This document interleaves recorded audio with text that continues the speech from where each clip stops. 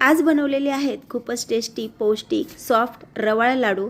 पिठी साखरेच्या ऐवजी तुम्ही गुळाचा देखील वापर करू शकता। हे लाडू आरामात महिनाभर चांगल्या स्थितीत राहतात। त्यासाठी जाड बुडाची कढई घेतलेली आहे आणि मंद आचेवर 1 ग्लास अख्खे मूग घेऊन थोडेसे तूप घालून आपल्याला मंद आचेवर मूग लालसर असे भाजून घ्यायचे आहेत। तूप घातल्यामुळे लाडू खमंग आणि खुसखुशीत होतो। इथे काही ड्रायफ्रूट कट करून घेतलेले आहेत। मूग आपले साईडला काढून ठेवलेले आहेत आणि त्याच कढईमध्ये थोडेसे तूप घालून ड्रायफ्रूट हे फ्राय करून घेतलेले आहेत। मूग थंड झालेले आहेत आणि फाईन अशी त्याची पावडर करून घेतलेली आहेत।